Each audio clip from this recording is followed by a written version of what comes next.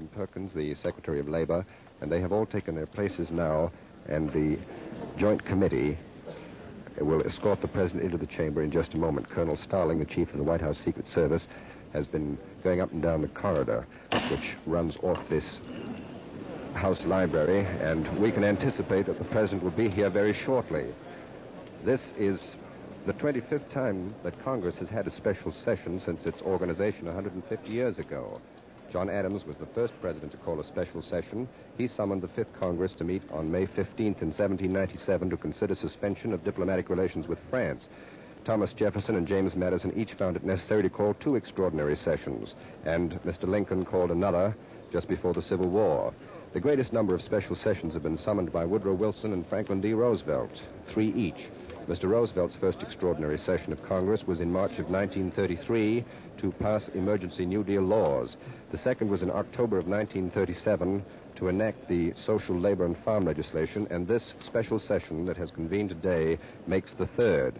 Right now, the members of the House and the Senate are all sitting quietly in their seats. The galleries, as to be expected, are filled to overflowing, and standees are standing at all of the doors.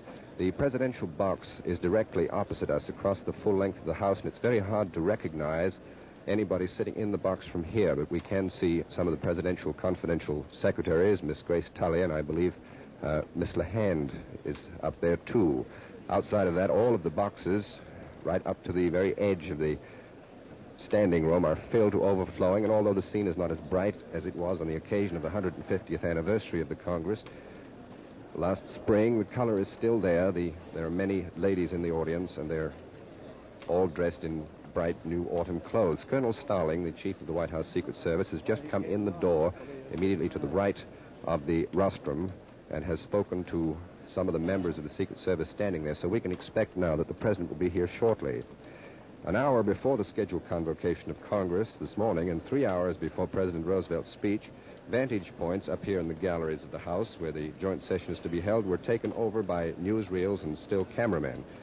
Even then, a few spectators with the coveted passes that entitled them to seats arrived. That was at 11 o'clock this morning. At that time, your reporter was here, and there were only 2 members on the floor itself, and they were Representatives Curtis and Graham. Both, incidentally, are among the few who have established perfect attendance records at the last session. Microphones were put in their places, and automobile parking in the plaza in front of the Capitol was banned. 2 hours ago, also, large crowds of spectators began to trek across the lawns and take up vantage points near the entrance to the House so that they might see the President as he arrived.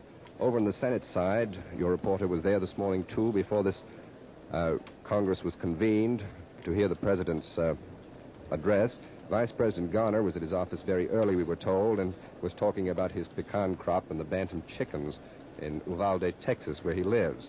A few senators, including Senator McCarran of Nevada, meticulously attired in a cutaway, strolled about the chamber. And the Senate galleries, strangely, were crowded, although the Senate's only task was to march to the House chamber to hear the President's message. Page boys who had had their vacations interrupted by the special session were making very sure that the senators' inkwells were filled and that pen points and pens and such things were in place for a busy week, or perhaps the busy weeks which are to follow. Now the House is sitting there in order, waiting for the President to come in, and we've just received a signal that the President has started down the corridor, which leads directly into the House itself. And we can expect Mr. Roosevelt to come through the door leading to the Speaker's platform in just a moment. At that time, of course, the whole House will rise, and undoubtedly we will hear an ovation for Mr. Roosevelt. There always is one when he comes into this House to speak before the 2 sessions of Congress. Speaker Bankhead and Vice President Garner are presiding jointly, of course, over this joint session. And as I told you, they are sitting together up where the Speaker normally sits alone. That is a marble dais which is in back of the Speaker's rostrum in itself, where President Roosevelt will make his speech. Up overhead, the sun is shining brightly through the glassed-in window, and we can see the famed coffin that is the Speaker for the House amplifying system. And now Colonel Starling is coming through the side entrance to the House of Representatives, and President Roosevelt can be seen through the door going down the corridor with Secretary Early. Mr. Bankhead has just announced the President of the United States, and here's the ovation for the President.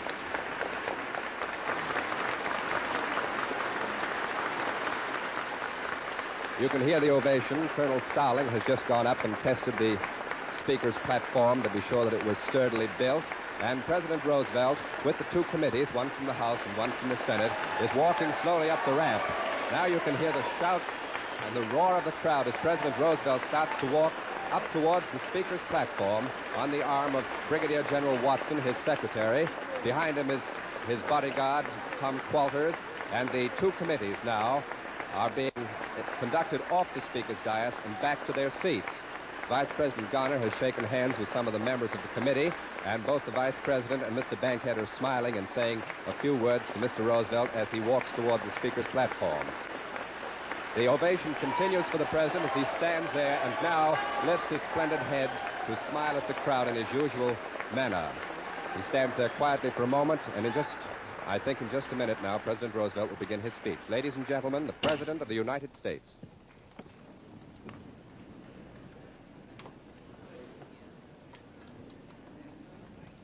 I have the distinguished honor of presenting the President of the United States.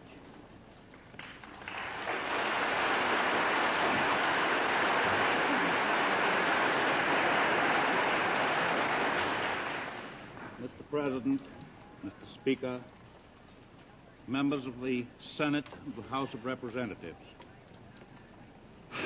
I have asked the Congress to reassemble in extraordinary session in order that it may consider and act on the amendment of certain legislation, which in my best judgment so alters the historic foreign policy of the United States that it impairs the peaceful relations of the United States with foreign nations.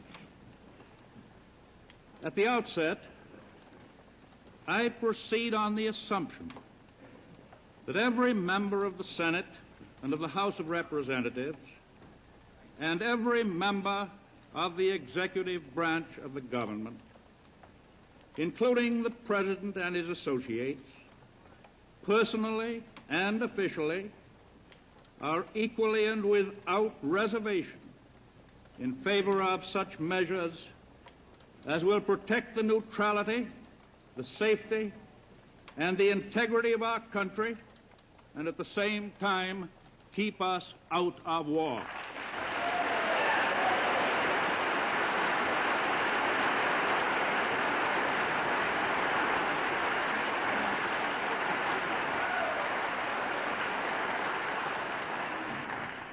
Because I am wholly willing to ascribe an honorable desire for peace to those who hold different views from my own as to what those measures should be, I trust that these gentlemen will be sufficiently generous to ascribe equally lofty purposes to those with whom they disagree.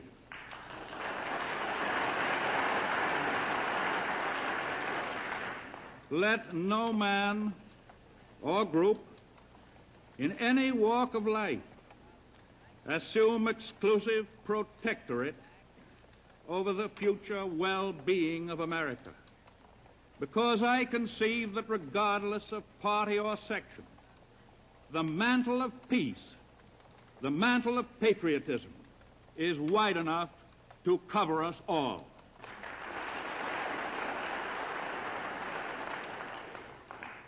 Let no group assume the exclusive label of the peace bloc. We all belong to it. I have at all times kept the Congress and the American people informed of events and trends in foreign affairs. I now review them in a spirit of understatement. Since 1931, the use of force instead of the council table has constantly increased in disputes between nations, except in the Western Hemisphere, where in all those years there has been only one war, now happily terminated.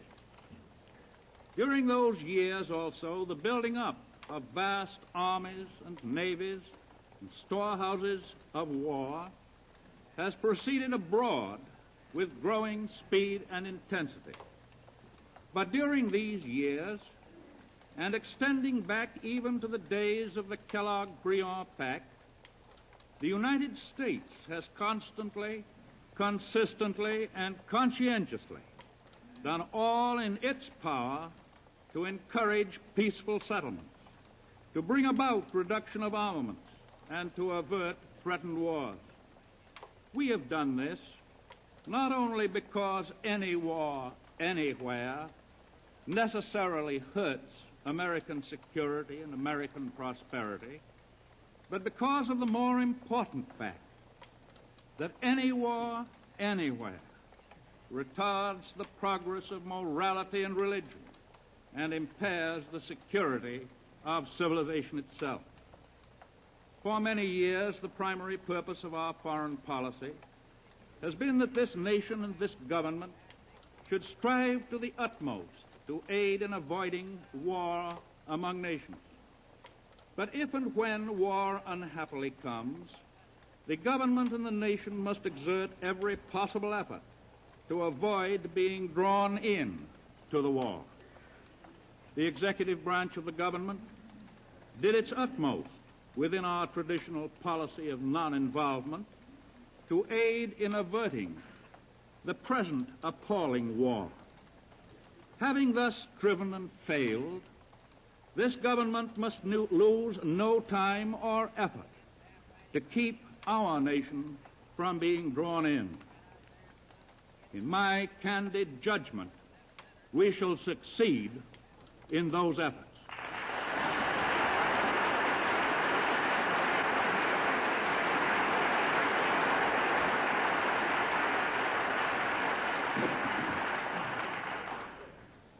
We are proud of the historical record of the United States and of all the Americas during all these years because we have thrown every ounce of our influence for peace into the scale of peace. I note in passing what you will all remember, the long debates of the past on the subject of what constitutes aggression, on the methods of determining who the aggressor might be, and on who the aggressor in past wars had been. Academically, this may have been instructive, as it may have been of interest to historians to discuss the pros and the cons and the rights of the wrong and wrongs of the World War during the decade that followed it. But in the light of problems of today, problems of tomorrow, responsibility for acts of aggression is not concealed, and the writing of the record can safely be left to future historians. There has been sufficient realism in the United States to see how close to our own shores came dangerous paths which were being followed on other continents. Last January, I told the Congress that a war which threatened to envelop the world in flames has been averted, but it has become increasingly clear that peace is not assured. By April last, new tensions had developed. A new crisis was in the making. Several nations with whom we had had friendly, diplomatic, and commercial relations had lost or were in the process of losing their independent identity and their very sovereignty. During the spring and summer, the trend was definitely toward further acts of military conquest and away from peace. As late as the end of July, I spoke to members of the Congress about the definite possibility of war. I should have called it the probability of war. And last January also, I spoke to this Congress of the need for further warning of new threats of conquest, military and economic, a challenge to religion, to democracy, and to international good faith. I said an ordering of society which relegates religion, democracy, and good faith among nations to the background can find no place within it for the ideals of the Prince of Peace.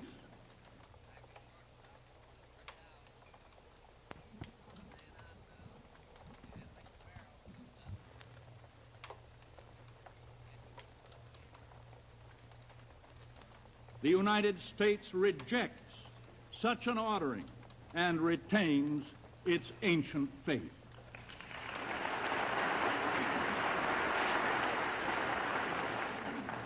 And I said, we know what might happen to us of the United States if the philosophies of force were to encompass the other continents and invade our own. We, no more than other nations, can afford to be surrounded by the enemies of our faith and our humanity. Fortunate it is, therefore, that in this Western Hemisphere we have, under a common ideal of democratic government, a rich diversity of resources and of peoples functioning together in mutual respect and peace. And last January, in the same message, I also said, we have learned that when we deliberately try to legislate neutrality, our neutrality laws may operate unevenly and unfairly, may actually give aid to an aggressor and deny it to the victim. The instinct of self-preservation should warn us that we ought not to let that happen anymore.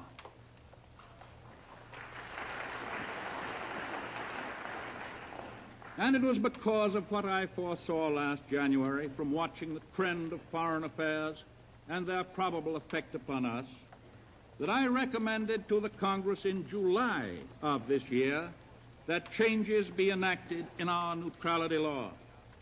The essentials for American peace in this war-torn world have not changed since last January or last July. And that is why I ask you again to re-examine our own legislation. Go back a little. Beginning with the foundation of our constitutional government in the year 1789, the American policy in respect to belligerent nations, with one notable exception, was based on international law. Be it remembered that what we call international law has always had as its primary objectives the avoidance of causes of war and the prevention of the extension of war. The single exception to which I refer was the policy adopted by this nation during the Napoleonic Wars, when, seeking to avoid involvement, we acted for some years under the so-called Embargo and Non-Intercourse Acts. That policy turned out to be a disastrous failure. First, because it brought our own nation close to ruin, and second, because it was the major cause of bringing us into active participation in European wars in our own War of 1812.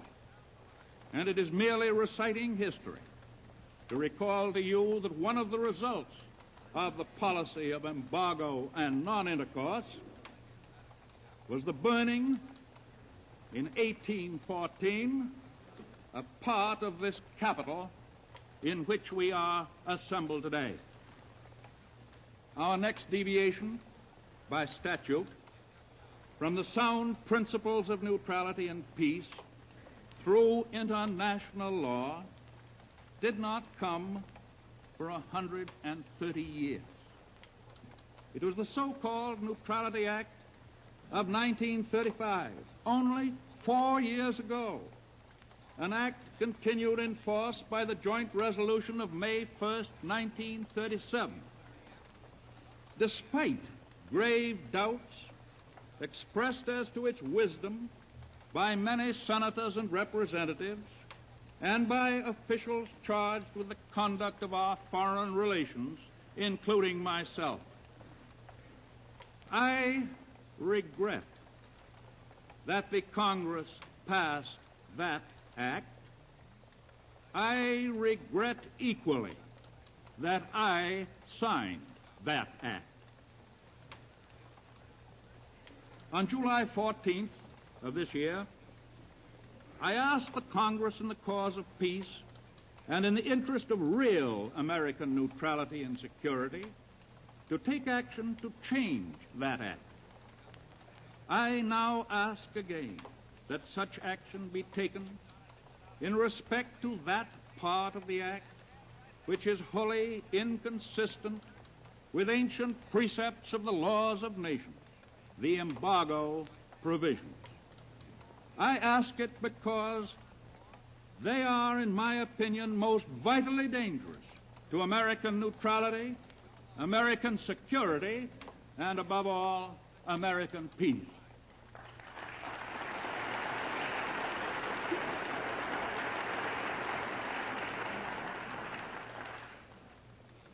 These embargo provisions, as they exist today, prevent the sale to a belligerent by an American factory the sale of any completed implements of war. But they allow the sale of many types of uncompleted implements of war, as well as all kinds of general material and supplies. They furthermore allow such products of industry and agriculture to be taken in American flag ships to belligerent nations. There in itself, under the present law, lies definite danger to our neutrality and our peace. From a purely material point of view, what is the advantage to us in sending all manner of articles across the ocean for final processing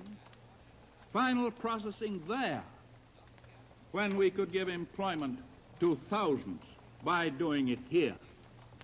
Incidentally, and again, from the material point of view, by such employment here, we automatically aid in building up our own national defense. And if abnormal profits appear in our midst, even in time of peace, as a result of such an increase of our industries, I feel certain that the subject will be adequately dealt with at the coming regular session of the Congress. Let me set forth the present paradox of the existing legislation in its simplest terms. If prior to 1935 a general war had broken out in Europe, the United States would have sold to and bought from belligerent nations such goods and products of all kinds as the belligerent nations, with their existing facilities and geographical situations, were able to buy from us or sell to us. This would have been the normal practice under the age-old doctrines of international law. Our prior position accepted the facts of geography, the facts of conditions of land power and sea power and air power alike, as they existed in all parts of the world. If a war had broken out in Europe in 1935, there would have been no difference, for example, between our exports of sheets of aluminum and airplane wings. Today, there is an artificial legal difference. Before 1935, there would have been no difference between the export of cotton and the export of gun cotton. Today, there is. Before 1935, there would have been no difference between the shipment of brass tubing in pipe form and brass tubing in shell form. Today, there is. Before 1935, there would have been no difference between the export of a motor truck and an armored motor truck. today there is.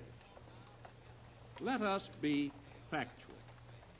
Let us recognize that a belligerent nation often needs wheat and lard and cotton for the survival of its population just as much as it needs anti-aircraft guns and anti-submarine depth charges.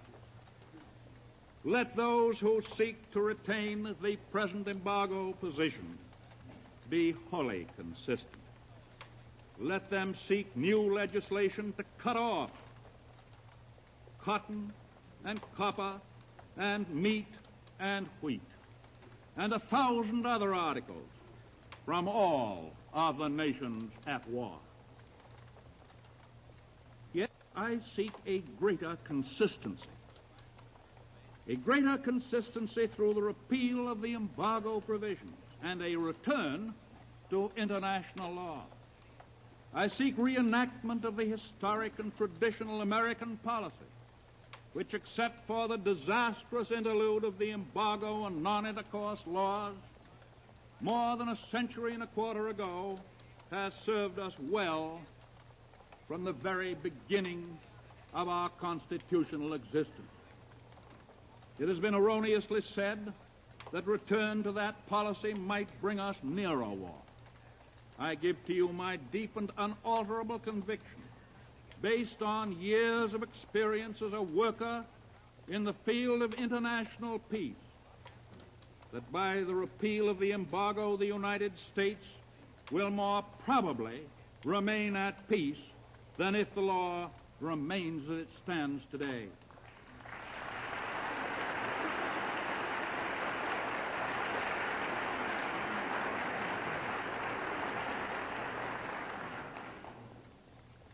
I say this because with the repeal of the embargo, this government clearly and definitely will insist that American citizens and American ships keep away from the immediate perils of the actual zones of conflict.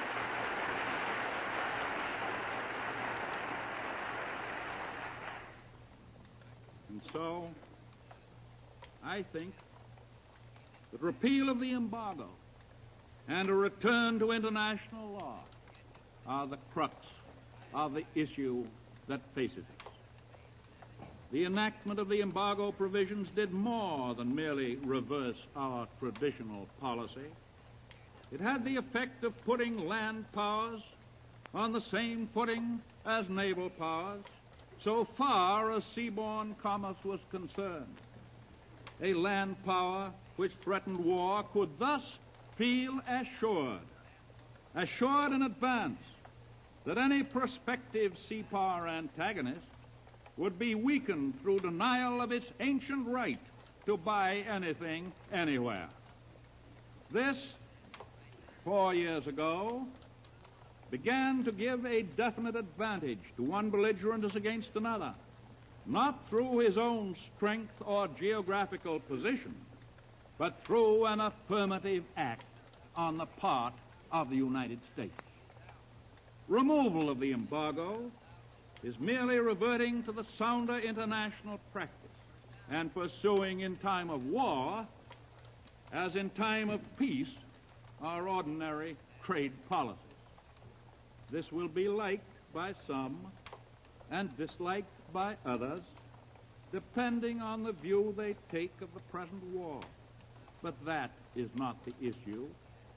The step I recommend is to put this country back on a solid footing of real and traditional neutrality.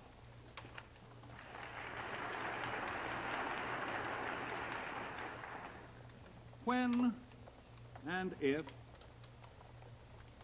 I don't like even to mention the word if, I'd rather say when the repeal of the embargo is accomplished, certain other phases of policy reinforcing American safety should be considered. And while nearly all of us are in agreement on their objectives, the only question relates to method. I believe that American merchant vessels should, as far as possible, be restricted from entering war zones.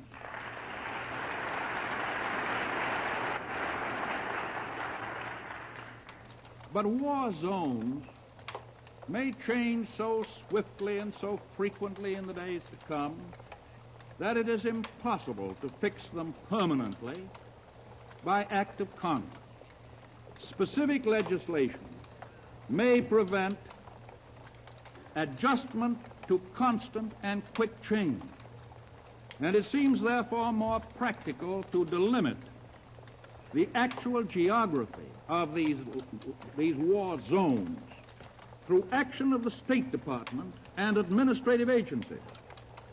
The objective of restricting American ships from entering such zones may be attained by prohibiting such entry by the Congress, or the result can be substantially achieved by executive proclamation that all such voyages are solely at the risk of the American owners themselves.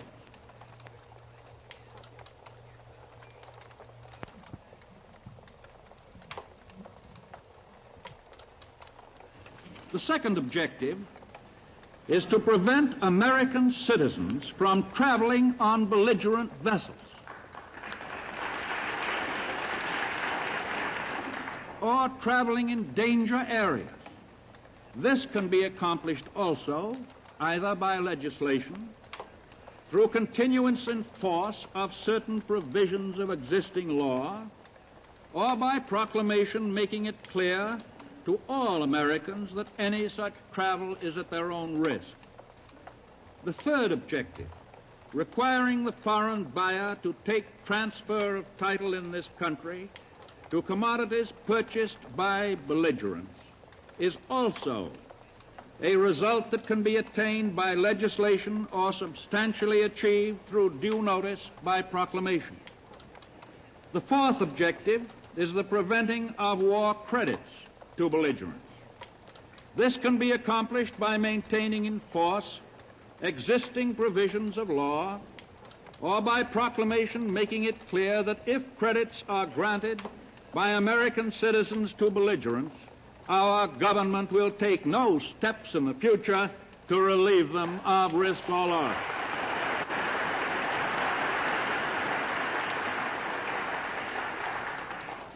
The result of these last two objectives will be to require all purchases to be made in cash and cargoes to be carried in the purchaser's own ships at the purchaser's own risk.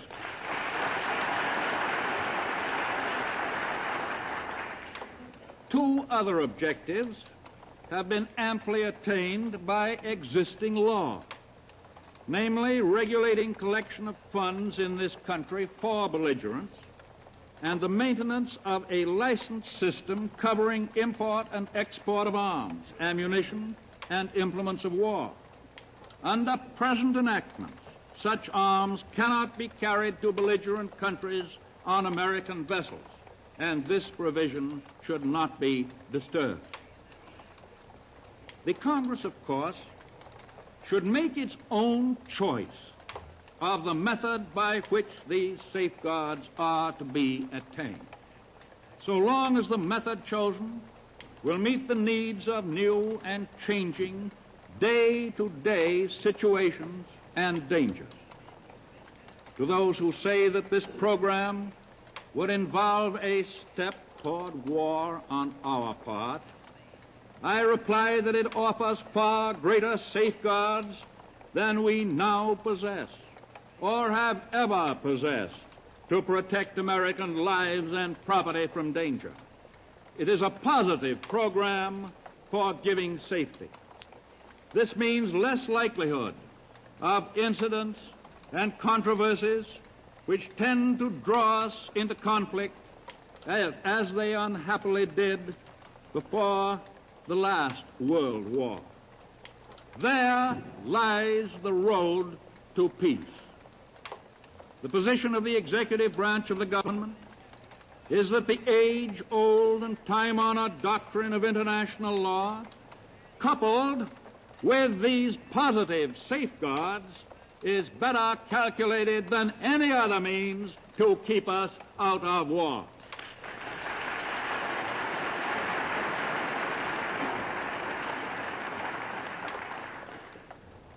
in respect to our own defense.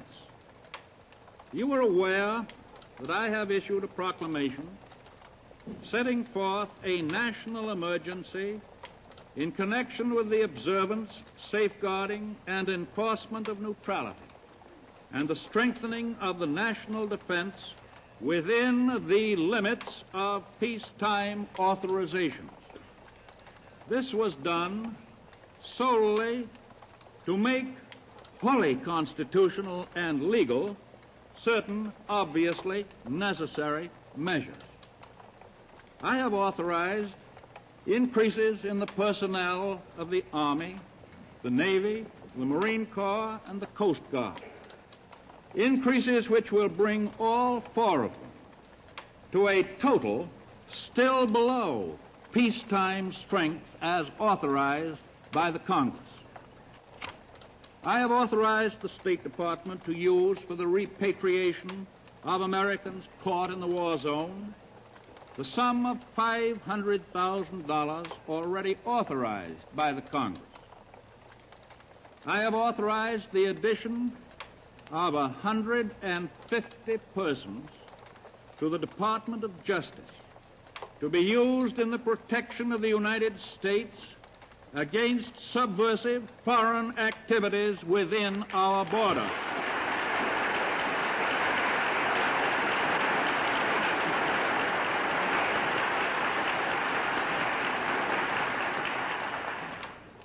At this time, I ask for no further authority from the Congress.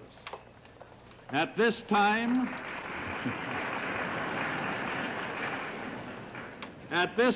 I see no need for further executive action under the proclamation of limited national emergency. Therefore, I see no impelling reason for the consideration of other legislation at this extraordinary session of the Congress.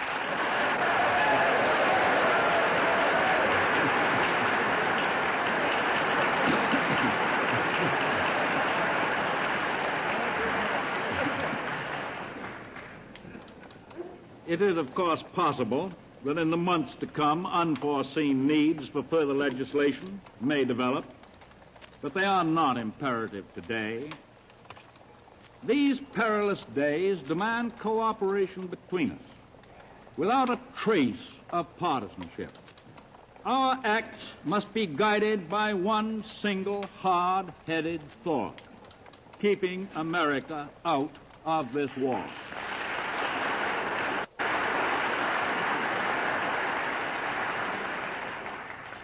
In that spirit, I am asking the leaders of the two major parties in the Senate and the House of Representatives to remain in Washington between the close of this extraordinary session and the beginning of the regular session on January 3rd, 1940.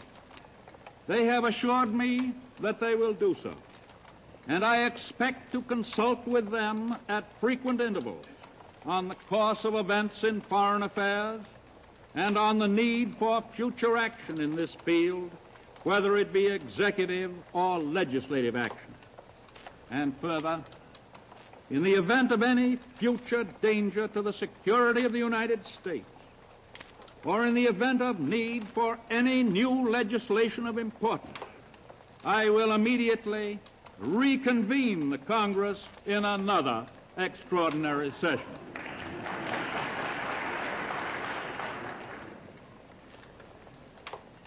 I should like to be able to offer the hope that the shadow over the world might swiftly pass. I cannot. The facts compel my stating with candor that darker periods may lie ahead. The disaster is not of our making.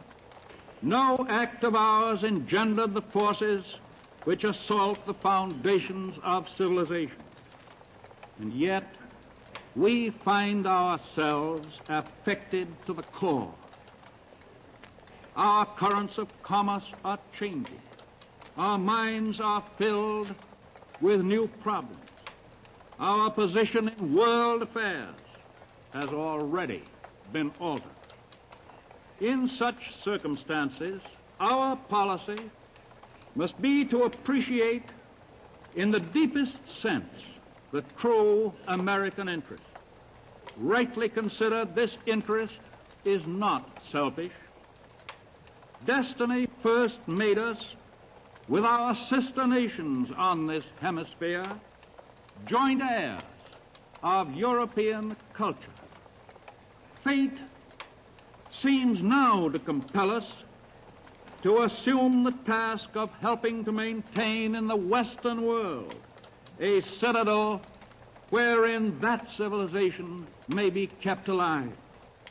The peace, the integrity, and the safety of the Americas, these must be kept firm and serene. In a period when it is sometimes said that free discussion is no longer compatible with national safety, may you, by your deeds, show the world that we of the United States are one people, of one mind, one spirit, one clear resolution, walking before God in the light of the living.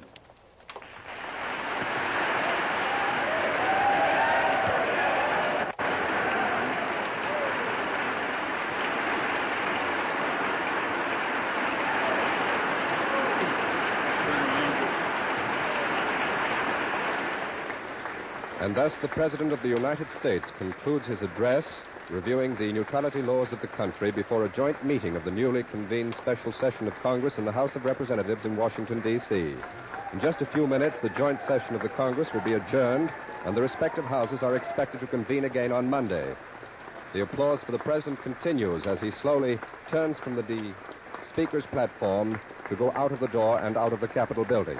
We expect to be back here at the Capitol shortly for some important news. This is John Charles Daly speaking from the House of Representatives in the Capitol building in Washington, D.C. We return you now to our New York studios. While the President of the United States was addressing both houses of Congress, Premier Daladier began a message to the people of France. Later, our translator, who has been listening to the speech over shortwave radio, will give you a free resume of the entire message. In the meantime, we will listen to Premier Daladier's concluding remarks. We take you now to Paris. Bretagne ou en Alsace, elle ne renouvelle pas ses méthodes. Elle cherche partout des sens in quart pour trahir leur patrie. Elle espère trouver des achats pour en scier la déchéance et en consacrer la servitude. Mais la France tout entière s'est dressée. Il n'y a pas chez nous de traîtres, mais un peuple unanime, courageux, résolu, qui inscrit sur ses drapeaux la liberté ou la mort. Après tant de mensonges et tant de reniements, la propagande allemande n'a plus maintenant qu'un dernier espoir. Celui de dissocier les forces qui vont briser sa marche vers la domination du monde. Il est clair que la propagande allemande n'a plus maintenant que deux objets. Elle veut séparer la France de l'Angleterre, elle veut désunir les Français entre eux. Mais quand les Français entendent les ondes ennemies leur dire que cette guerre est la guerre de l'Angleterre, ils répondent non, c'est la guerre d'Hitler. Comment faire croire à des Français qui depuis des mois sentent grandir le péril sur leurs propres frontières qu'ils font la guerre pour la Grande-Bretagne? La propagande allemande a tort de ne pas changer de procédé quand elle déborde le territoire du Reich. Les Français connaissent par l'expérience, autant que par le sentiment, la valeur de l'amitié britannique. Ils voient la marine de l'Angleterre chasser et détruire les sous-marins allemands. Ces avions combattre dans notre ciel.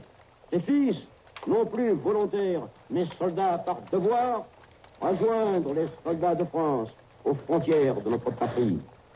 Ils savent aussi qu'un même idéal de liberté et de dignité humaine fait battre le cœur de la France, de l'Angleterre et des centaines de millions d'hommes qui, dans leurs empires immenses, dévouent toute leur force à la cause commune. La radio hitlérienne peut reprendre ce thème à l'infini. Pas un Français ne peut en être dupe.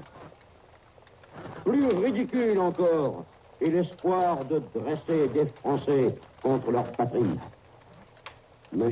Goebbels ou son successeur peut faire entendre à sa radio des voix de femmes qui prétendent parler au nom des mères françaises. Ces employés de sa propagande peuvent lire leur appel, qui n'est qu'une offense à la douleur des mères véritables.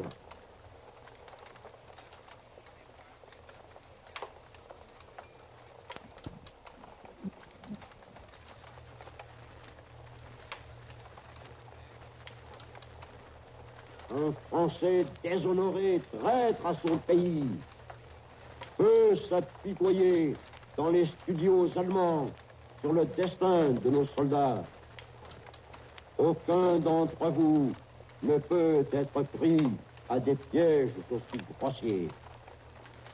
Ce chantage aux sentiments les plus nobles ne fait que soulever votre dégoût et que raffermir votre volonté. Car la propagande allemande a pu mentir sur tout, mais il est une chose sur laquelle elle ne saurait vous tromper, vous abuser, c'est votre amour pour la France. L'amour de la France a renouvelé le miracle qui assura notre salut chaque fois que nous avons été en péril. Dans l'épreuve, notre communauté nationale devient de jour en jour plus ardente et plus fraternelle.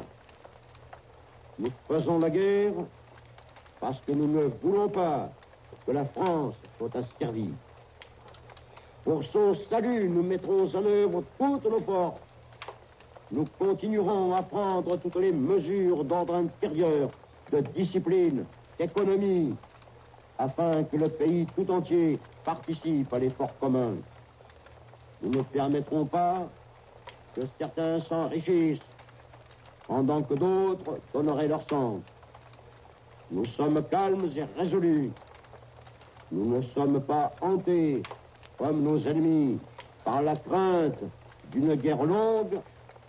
Nous ne pensons qu'à une chose, à la victoire totale. Cette victoire, nous la considérerons comme acquise. Dès que nous pourrons créer, fonder la paix sur des bases solides, dès que nous pourrons enfin apporter à la France la sécurité définitive que les entreprises hitlériennes lui ont retirée depuis 3 années. L'épreuve est dure. Les sacrifices seront douloureux. Mais la France a vaincu de plus grands périls. Nul n'a jamais pu la détruire. Et il vient toujours une heure où les forces morales qui font l'armature des grandes nations pacifiques leur donnent la victoire. Ces forces morales, elles animent toutes nos armées que le péril n'a pas prises au dépourvu. Elles ont les moyens qui permettent de résister et de vaincre. Elles ont le courage, elles ont la science, elles ont la foi. Elles combattent pour l'indépendance et la sécurité de notre patrie et pour en finir à tout jamais avec les entreprises de domination de l'Allemagne. La France n'a pas pris les armes pour incendier des villes et livrer à la mort des femmes et des enfants, torturer des hommes sans défense. Elle a pris les armes pour une cause juste et humaine, et c'est pour cela qu'elle aura la victoire. Mesdames, Messieurs, vous venez d'entendre M. Édouard Daladier, président du Conseil des ministres.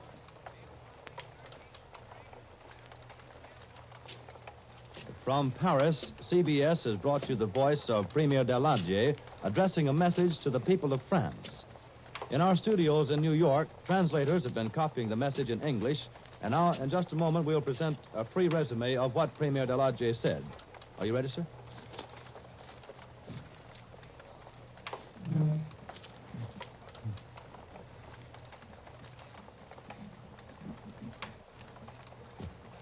Monsieur Daladier, French Prime Minister, said that for 20 days France has been at war. I want to tell you, he said, of the military and diplomatic conditions of our fight. I want to tell you, soldiers of France, what your duty is. You are a nation of free men, and you must remain free men always. I have just visited the front and seen our positions on German territory. I have seen the value and the intelligence and skill of our high command, which avoids every temptation of sending its men forward recklessly and having them slaughtered. I have admired our soldiers. I have seen with emotion and am proud of our gallant soldiers who fight because Germany has tried to use force against us, and we want to be finished once and for all with this atmosphere of threat and force. We must fight this force that tries to crush France. The Hitler domination already exercises a reign of terror over Germany. German domination has also crushed Poland, but before Poland, also Czechoslovakia and Austria. The efforts of all those who have tried for peace, because the destruction of Poland was prepared in advance by the threat of force and secret treaties, certain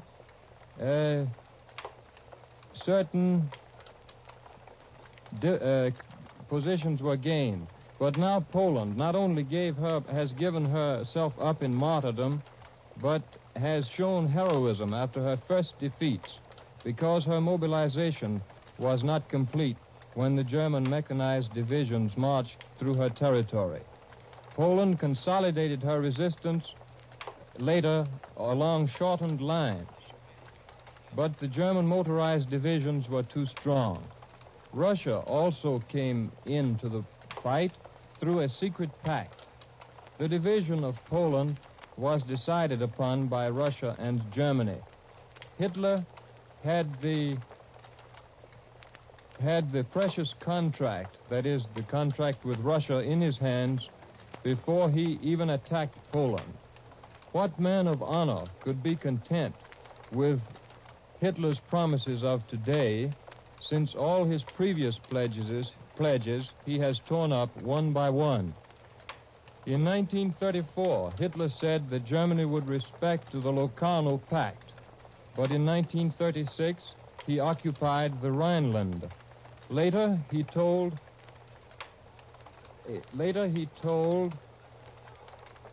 the world that Germany would never annex Austria. Then he did annex Austria. On the 26th of September, he said the Sudetens were the last problem to be resolved by Germany. But on the 29th of September, at Munich, he promised us, and me personally, that he would not annex the Czechoslovaks because he wanted only, he said, the purity of the German race. But on March 13th, Prague was occupied. Bohemia was reduced to servitude. Later, Hitler said that Germany considered Poland's frontiers were permanent and irrevocable. Now, after tearing up Poland, he says that he wants nothing more. He has promised not to touch France, but we know too well that he will do the same thing to us if he can. His ambition is to isolate France from all her friends. Germany is developing her propaganda everywhere. She wants to separate our provinces one from the other. But all of France has arisen like one man. There is no traitor among us. We want liberty or death. After so many lies, German propaganda has only now the further hope of separating her enemies and dominating the world. She wants to separate France from England and disunite France among herself. But to all this we reply, no. It is not our war, but Hitler's war. We are fighting for ourselves and for Great Britain. German propaganda is making a great mistake in not changing its tactics. The British fleet, Monsieur Daladier said, and her planes are fighting gallantly, and her soldiers are joining ours for liberty and human dignity. Our two immense empires, that is the French and British empires, are united. We will not be Hitler's dupes. The German radio, he said, has been using all sorts of tactics, notably that of having women speak, trying to imitate French mothers in order to plead with their sons not to fight.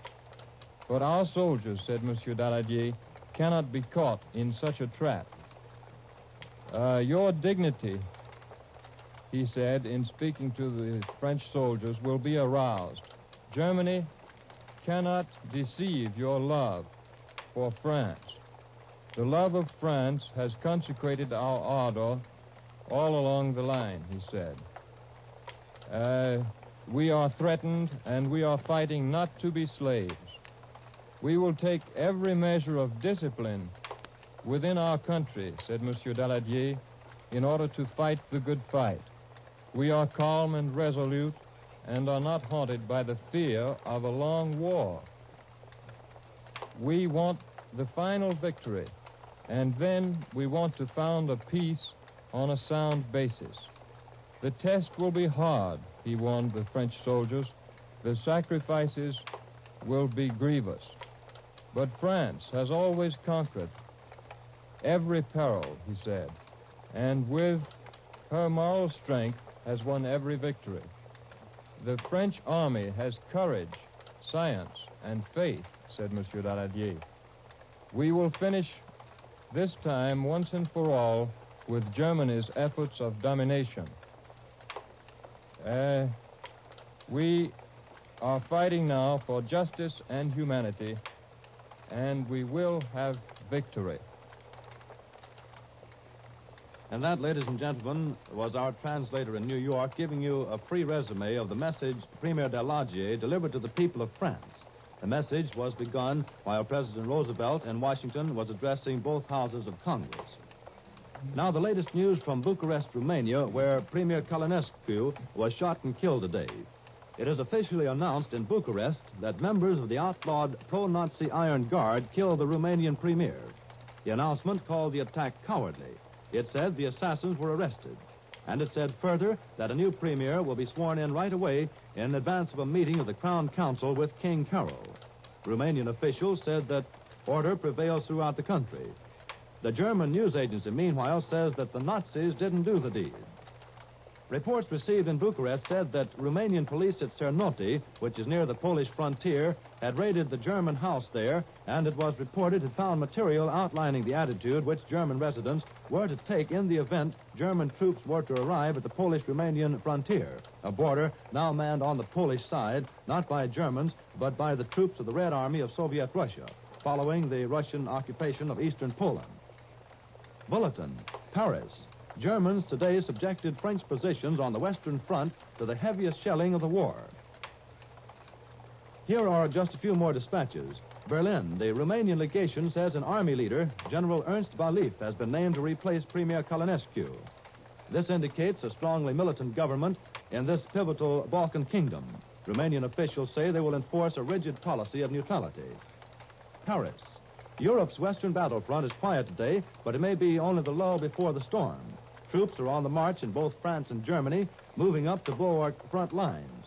France has now completed general mobilization with 6 million men under arms, and British troop movements in France continue at a feverish pace.